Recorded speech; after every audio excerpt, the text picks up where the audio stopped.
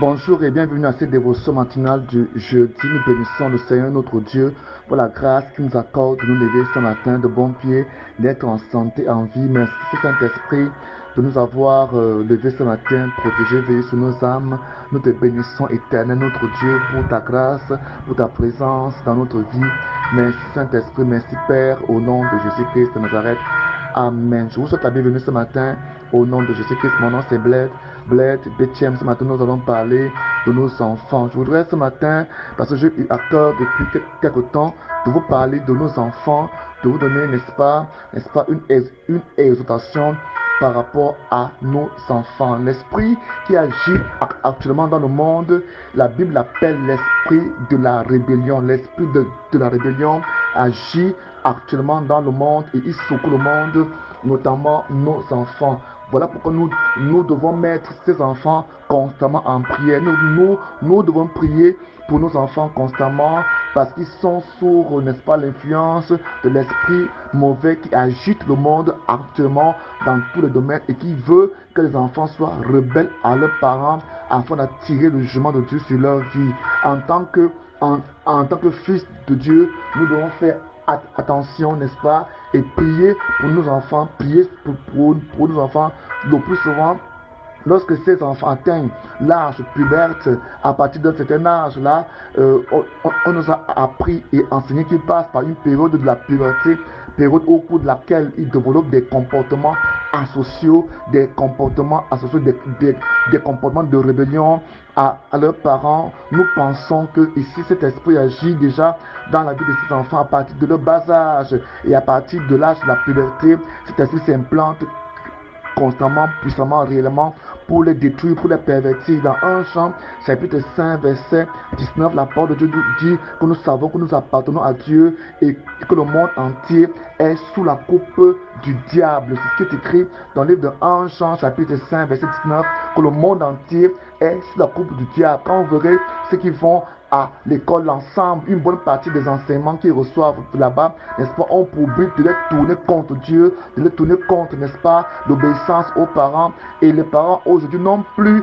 tellement de l'autorité sur leurs enfants, n'ont plus la capacité de parler à leurs enfants de manière que ces enfants-là les écoutent. Nous voyons des scènes dans nos pays, comment les enfants poignardent, manquent de respect à leurs enseignants. Les enseignants qui vont, n'est-ce pas, dans les établissements ont peur, vont à l'école avec la peur dans leur cœur, dans leur ventre, parce qu'ils ne savent pas ce qui adviendra pour leur vie. Il est écrit dans le livre de 1 Timothée, chapitre 1, verset 9, il dit, ils n'ont aucun respect, n'ont ni respect, ni scrupule à l'égard de ceux qui sont sacrés et ils tueraient même père et mère. C'est écrit dans la version Semeur, Bible version Semeur. La Bible montre que ces enfants-là, n'est-ce pas, n'ont d'égard à personne, pas de scrupules, et ils tueraient père et mère. C'est-à-dire qu'il y a de la haine que Satan sème dans les cœurs des enfants envers leurs parents. Il y a, n'est-ce pas, de la haine, le manque de considération, le manque d'amour. Seigneur, dans les cœurs, voit que Jésus-Christ a dit que les enfants se lèveront contre leur père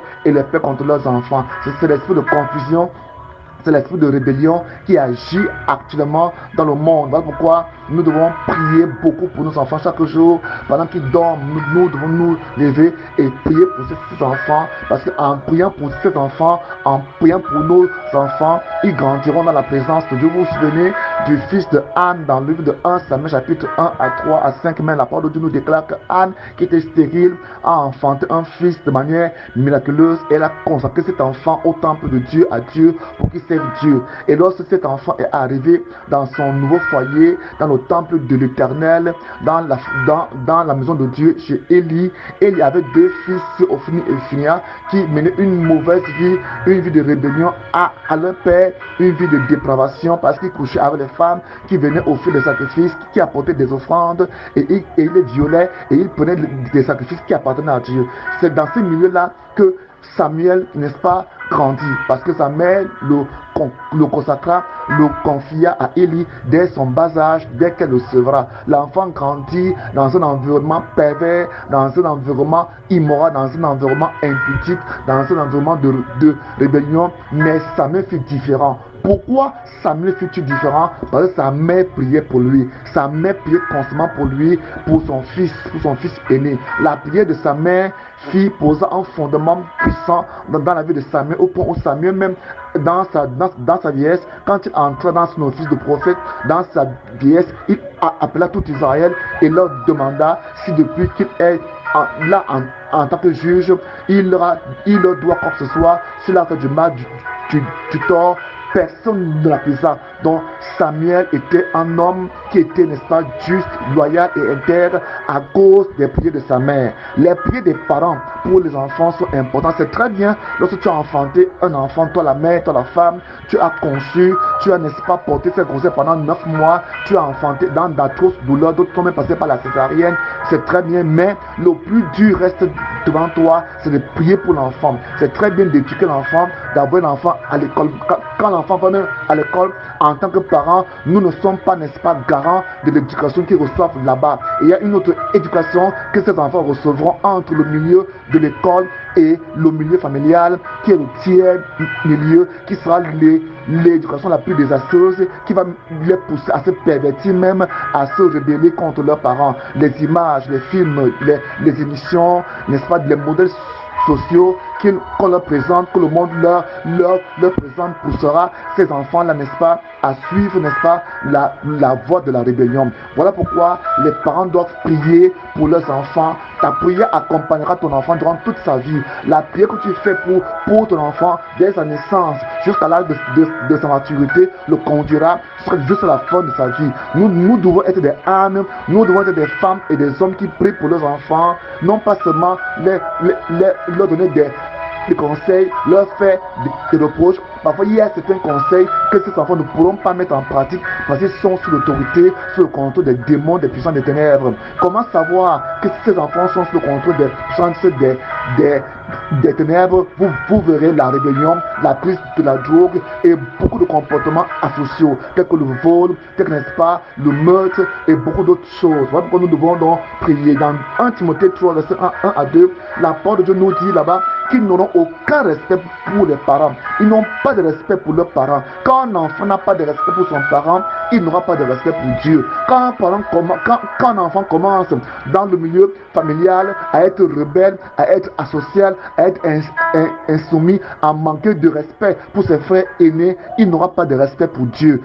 Il ne pourra pas respecter Dieu, il ne pourra pas lui obéir. C'est dans le milieu familial aujourd'hui que Satan attaque, qu'il n'est pas cible ces attaques, n'est-ce pas, pour détruire l'éducation chrétienne que nous tentons de leur donner, de leur confier. Voilà pourquoi, en plus de cette éducation, nous devons abattre un travail en back-office, un travail d'intercession, un travail de prière, un travail de jeûne. Chaque fois qu'un enfant commet un acte asocial, une faute, c'est bien de le reprocher, c'est très très bien même de le punir, mais après toutes ces choses, nous devons prendre du recul et prier pour nos enfants. Il faut comprendre qu'aujourd'hui, quand vous voyez la société, ces enfants sont exposés.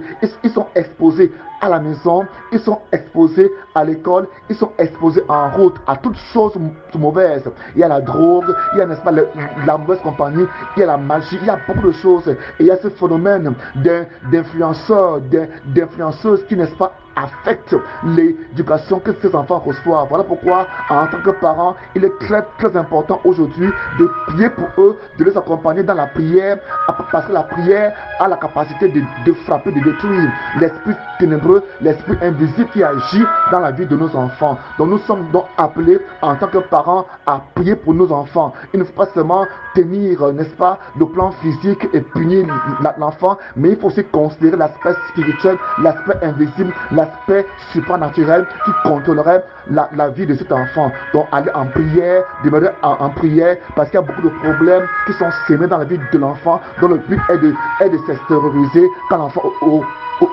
aura 25 ans, quand il atteindra la maturité, quand il atteindra, n'est-ce pas, la phase de l'adolescence. Alors ce matin, que Dieu t'apporte la force, la grâce de prier pour tes enfants. Ne les abandonne pas à la télévision, à l'école, parce que toi le père, toi la mère, tu es la seule personne, nous sommes les seules personnes capables de prier efficacement pour nos enfants. Que Dieu vous bénisse ce matin au nom de Jésus-Christ. Pendant que vous le ferez, pendant que vous mettez ces paroles en pratique, mon contact c'est le 00 237 695 66 15 25. Soyez bénis au nom de Jésus-Christ. Amen.